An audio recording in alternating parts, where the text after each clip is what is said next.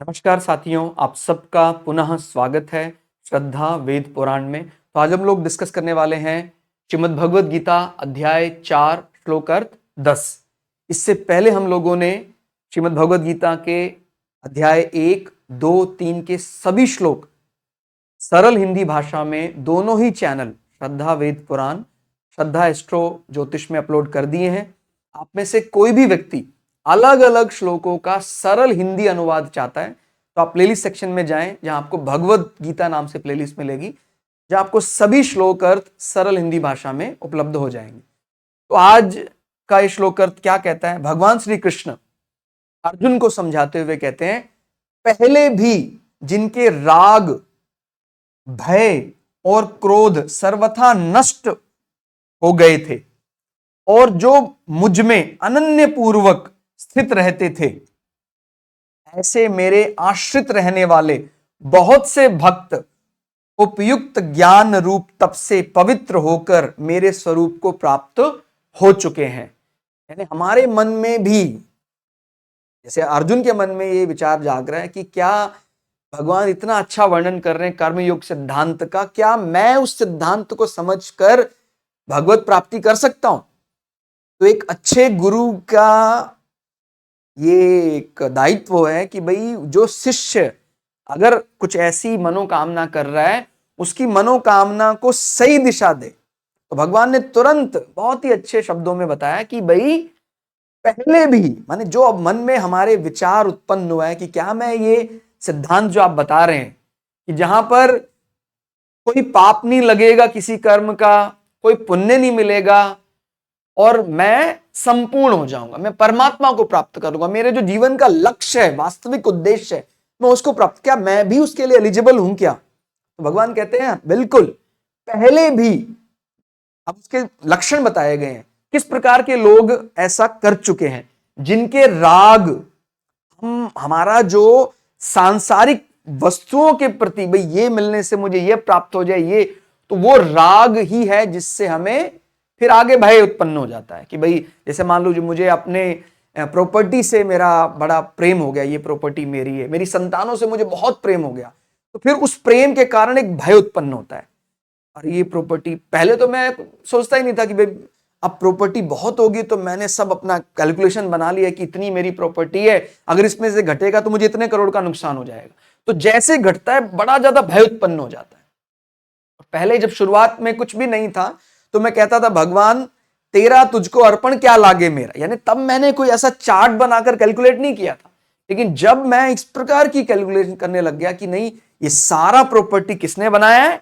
मैंने बनाया। तो यहां पर सबसे बड़ा संकट ही, माने राग भी पैदा होता है ज्यादा कब? जब मनुष्य मैं ज्यादा करने लग जाता है।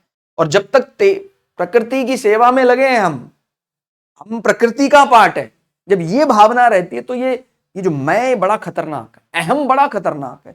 जब अहम बहुत बढ़ जाएगा तभी राग उत्पन्न होता है। मैं जब अपने आप को मानता हूं भाई हमने ठीक है, मिल गया तो ठीक, नहीं मिला तो ईश्वर का ही है, तो जब हमारे जैसे कहते हैं ना भाई ये इसका इसमें व्यक्ति का स्वाभिमान में दिक्कत क्या है? स्वाभिमान में कोई दिक्कत नहीं है, लेकिन जब स्वाभिमान इतना बढ़ जाए कि वो मैं बहुत करने लग जाए और वो अहंकार का रूप ले ले, उसी से फिर राग उत्पन्न होता है।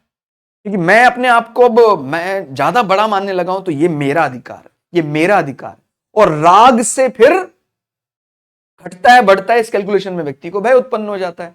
और जब कोई चीज जाएगी, छीनी जाएगी, उससे क्रोध उत्पन्न होगा।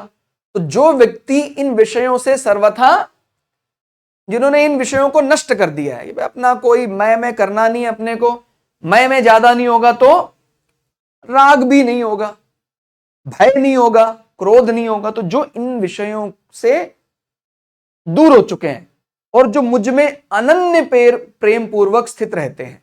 अब अनन्य प्रेम कैसे जागेगा? जब आपने देखा है कई इस प्रकार के भंवर कीट होते हैं जो कुछ कीटों को पकड़ कर लाते हैं और बार बार उसको अपना गान सुनाते रहते हैं। उस कीट को पकड़ के लाएगा और उसको एक कोटर में बंद कर देगा और बार बार उसको अपना गान सुनाते रहते हैं। जिसको व्यक्ति भजता है वैसा हो जाता है। तो जब हम बार बार अनन्य प्रेम से ईश्वर की कथाएं, उनके बारे स्मरण बार बार उनका गान करते रहेंगे। तो ये अगर हमें ऐसा लगता है आने वाले भी हैं तो भी नहीं आएंगे। भगवान की कथाओं में बार बार, क्योंकि भगवान का जीवन ही हमें ये समझाने के लिए उत्पन्न हुआ है कि भाई भगवान इसीलिए धरती पर प्रकट हुए हैं कि भाई राग, भय और क्रोध को कैसे हमें व्यवस्थित रखना है। ये भगवान ने भी क्रोध किया है सही समय पर, प्रकृति और समाज के हित के लिए भगवान ने भी ऐसा लगा अभिनय किया जैसे क्रोध का, लेकिन भगवान ने अपने मैं को बचाने के लिए कभी क्रोध नहीं किया। तो जब हमें इनका सही सदुपयोग, अब जैसे मेरे राष्ट्र के प्रति मेरी सेवा जो है उसके प्रति यदि मेरा कोई राग है कि मुझे सेवा करनी थी, मुझे गुरुओं की सेवा है, उसमें मेरा राग है, उसमें कोई समस्या नहीं है। भगवान ने महाभारत में जब राजसूय यज्ञ हुआ तो भगवान ने कहा मैं मुझे पूजा करनी है, जो भी बड़े ऋषि मुनि आएंगे उनकी चरण धूलि मैं उनके चरण मैं पखारूंगा, ये काम आप मुझे दीजिए। इन कामों के राग में कोई समस्या नहीं है, लेकिन जो मैं अहम के कारण जो राग उत्पन्न होता है वो बड़ा खतरनाक है। तो भगवान के जीवन को जब हम बार बार पढ़ते हैं, उनके बारे समझते हैं, तो हमें समझ में आ जाता है कि राग, भय और क्रोध किस प्रकार से समाज की सेवा में लगाए। अब अभिनय तो भगवान ने भी ऐसा किया, भय जैसे भगवान भयभीत हो गए, ऐसा अभिनय किया। भगवान आप तो परम शक्तिशाली, लेकिन भगवान ने भी धर्म की रक्षा करने के लिए अभिनय किया और काल यवन को सामने देखकर भगवान भागने लगे, रणछोड़ कहलाए। तो वहां पर भी भाई ईश्वर के आशीर्वाद की या कहें अलग अलग जो महादेव के वरदान की रक्षा करने के लिए हम जब धर्म परायण है, तो ऐसा नहीं कि मुझे शक्तिशाली मिल गई है और मैं शक्ति का जब चाहूं तब इस्तेमाल कर दूं, नहीं, हमें शक्ति का इस्तेमाल करना है और राग, भय और क्रोध को भी समाज की सेवा में यदि अनुकूल होकर लगाया जाएगा तो उसमें भी दोष उत्पन्न नहीं होगा। तो ये जो बात की गई है, अनन्य प्रेम पूर्वक बार बार भगवान का स्मरण करता रहेगा, भगवान की कथाएं गाता रहेगा, तो उसको समझ में आ जाएगा ये जो राग है, ये जो भय है, ये क्रोध है, कैसे इसका धनात्मक प्रयोग भी किया जा सकता है, कैसे इसका पॉजिटिव साइड भी है। ठीक हो गया। और ऐसे मेरे आश्रित रहने वाले, आश्रय तो लेना पड़ेगा भगवान का।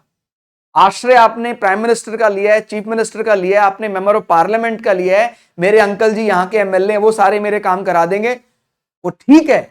जैसे मैंने बोला ना, वो भी एक प्रकार का राग हो सकता है, मेरा उनसे बड़ा स्नेह है, वो समाज का हिस्सा है, लेकिन मैंने उस राग में सब कुछ भुला दिया, मेरा अहम इतना बढ़ गया, तो वो ठीक नहीं। वो ठीक है, मेरे चाचा जी हैं, मेरे मामा जी हैं, मेरा उनसे स्नेह है, लेकिन उस स्नेह के चक्कर में मैंने उनके दोषों को देखना भूल गया, मैंने ये नहीं देखा कि वो विधर्मी हैं, कि धर्म को मानने वाले हैं, तो बहुत संकट आ जाएगा। इसलिए ध्यान रखना है कि ये बड़ा राग का बड़ा सोच समझ कर प्रयोग करना है। मेरे पुत्र के प्रति मेरा राग हो सकता है, लेकिन उस राग का यह अर्थ नहीं कि मैं उसकी जो अधर्म कृत्य हैं, उनके कोई ऐसे जो धर्म से विमुख होकर वो काम करता है, मैं उनमें भी हाँ में हाँ मिलाने लग जाऊं। मेरा उसका स्वाभाविक स्नेह है, लेकिन अगर वो कुछ गलत कृत्य करता है तो मैं उसको उसके भले के लिए दंड देता हूं। ठीक हो गया। और मुझे समाज में भी वही एटीट्यूड रखना है कि यदि मेरे पुत्र ने भी कुछ गलत किया, आप उसको दंड दीजिए, क्योंकि मैं केवल जहां ये मैं भाव आ जाता है ना, वही संकट उत्पन्न हो जाता है कि फिर मैं अपने आप को केवल अपने पुत्र तक सीमित मानता हूं, जबकि मैं तो पूरे संसार के साथ मिला हूं, क्योंकि ईश्वर हम कोई मेरे केवल पुत्र तक थोड़ी मान रहे हैं, वो संसार रूपी ईश्वर मान रहे हैं। तो जब संसार रूपी ईश्वर माना जाएगा तो फिर संकट उत्पन्न हो जाएगा ना कि आपने केवल एक सेक्शन को ज्यादा वरीयता दी है, वही समस्या आ जाती है। ठीक हो गया। तो आश्रित रहने वाले बहुत से भक्त उपयुक्त ज्ञान रूप तप से पवित्र होकर मेरे स्वरूप को प्राप्त हो चुके हैं, और जो मुझे जान चुका है वो तो मैं ही बन गया ना। अब यहां पर एक बात और भी समझ में आती है कि जो मुझे जान जाएगा फिर वो क्या बन जाएगा, तो मैं ही बन जाएगा ना। वास्तव में हम भी वही हैं, आत्मा परमात्मा का ही तो रूप है, तो बस अब पहचानना है, और जैसे हम पहचान जाएंगे तो हम वही बन जाएंगे, हम परमात्मा स्वरूप आत्मा ही है। तो यहां थोड़ा सरल शब्दों में क्या कहा गया है, परमात्मा से विमुख होने पर पदार्थों में राग होता है। जब हम थोड़ा परमात्मा से दूर रहते हैं, उनका कोई गायन वादन कुछ नहीं हम करते हैं, उनके लिए जो कई लोग संकीर्तन करते हैं, बहुत करताल ध्वनि करते हैं, और एकदम कई दफा क्या होता है, वो कथा पढ़ने का समय व्यक्ति को नहीं मिल पाता, तो केवल संकीर्तन कर रहा है तो भी उसका मन उस संकीर्तन में भी लग जाए, धीरे धीरे धीरे धीरे धीरे फिर वो जानना चाहता है और भगवान के बारे में और समझना चाहता है।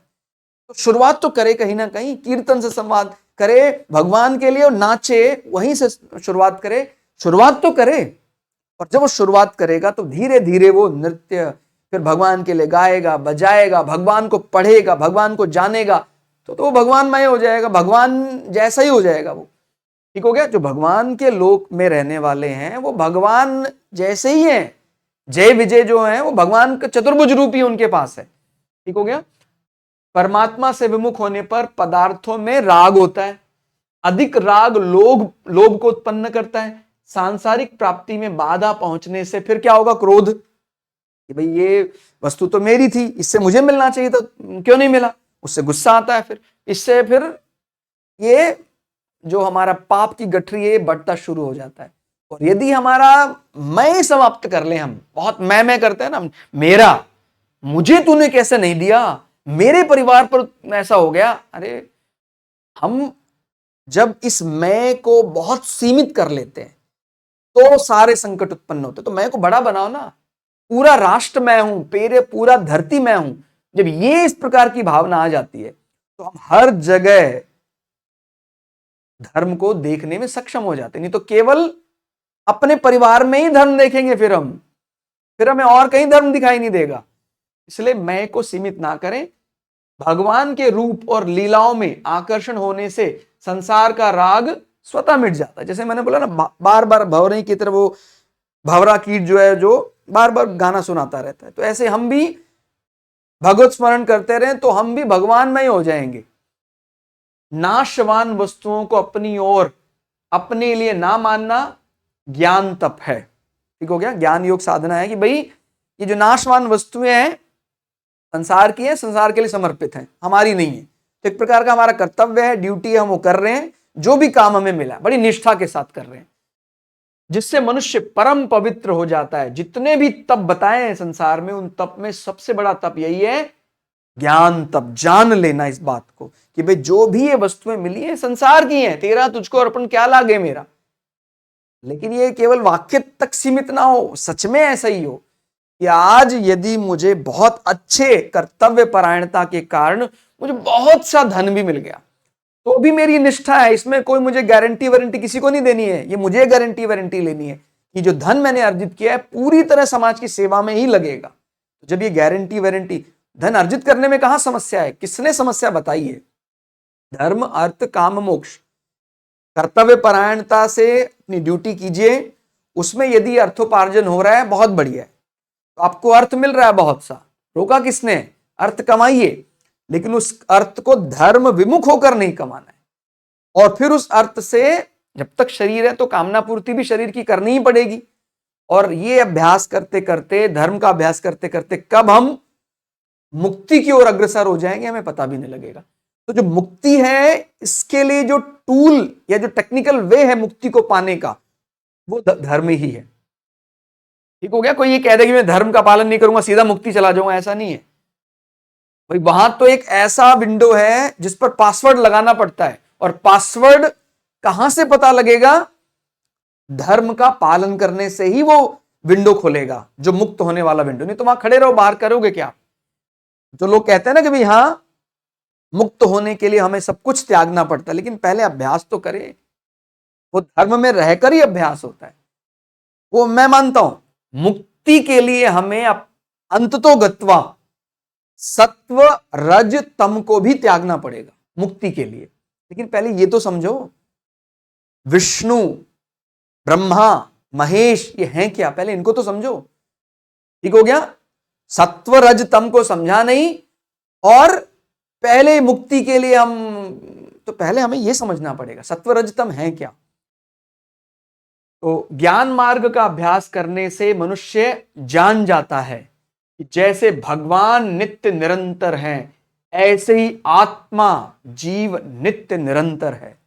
ऐसे ही हम भी उसी महासागर की तो बूंद है तो वही जल, तो हम भी नित्य निरंतर है। जैसे भगवान निर्लिप्त निर्विकार है, ऐसे जीवात्मा भी निर्लिप्त निर्विकार। कितनी बड़ी बात कि उसका ही स्वरूप जीवात्मा, ठीक हो गया। तो केवल शैडो हटाना भर है, हम तो हैं ही वो, हम तो हैं ही परमात्मा का अंश। लेकिन ये जो माया जाल, ये जो संसार का जाल हमारी आंखों के सामने आके इसको हटाना है। जिसको जैसे इसको हटा लेंगे हम समझ जाएंगे कि हम निर्लिप्त निर्विकार हैं। जैसे भगवान के लिए कुछ भी करना शेष नहीं, ऐसे जीवात्मा के लिए कुछ भी करना शेष नहीं। लेकिन ये पता होना चाहिए। पता लगा आप अभी ज्ञान मार्ग को जाना नहीं है और अभी से कहने लग जाओ तो क्या, जैसे मैंने बात बताई, जब तक मुक्त नहीं हुए हैं तब तक यदि धर्म को त्याग दिया तो फिर तो अनर्थ हो जाएगा। तो पहले मुक्ति, उस विंडो तक पहुंचना है, उस डेस्टिनी तक पहुंचना है। उसके बाद पासवर्ड आपको पता लग जाएगा, विंडो खुल जाएगी। लेकिन आप सोचे कि मैं उस विंडो के बाहर खड़ा रहूं, खटखटाता रहूं गेट, कुछ नहीं होने वाला है। धर्म ही वो टूल है या वो वे है जिसके जरिए आप मुक्ति तक जा सकते हैं। ठीक हो गया। जिस प्रकार से सैटेलाइट जब लॉन्च किया जाता है तो वास्तविक सैटेलाइट, आप जानते होंगे, जो वास्तविक सैटेलाइट है वो तो इस पूरे हिस्से का केवल 10% ही है। ठीक हो गया। तो अब कुछ ऐसा समझो कि इसको बाहर भेजना, इस सैटेलाइट को बाहर भेजना, अंतरिक्ष में भेजना मुक्ति है। लेकिन ये मुक्ति में ये धर्म या ये शरीर हमारा साथ दे रहा है। तो ये जो सैटेलाइट बनाया गया है, ये जो वे है, इसको लॉन्च करके वहां तक पहुंचाया है इसने, ये लॉन्चिंग व्हीकल माना जाता है। ये जो इसका ऊपरी आवरण है ये लॉन्चिंग व्हीकल है। तो जब लॉन्चिंग व्हीकल लेकर जाएगा तभी तो सैटेलाइट उड़ पाएगा। अब लॉन्चिंग व्हीकल चले ही ना तो सैटेलाइट कहां पहुंचेगा वहां। इसलिए हमें इस शरीर के साथ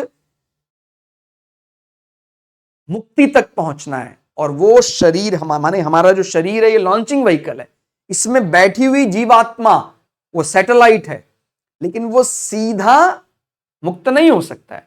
हमें इस शरीर के जरिए कर्तव्य परायण कर्म योग सिद्धांत का पालन करना है और उस आत्मा को मुक्त कर देना है। ठीक हो गया। तो आज के लिए इतना ही। क्लास आपको कैसी लगी कमेंट करके जरूर बताइएगा। मिलते हैं अगली क्लास में। तब तक के लिए जय श्री भगु पराशरा, जय श्री शुक्राचार्य, नमस्कार।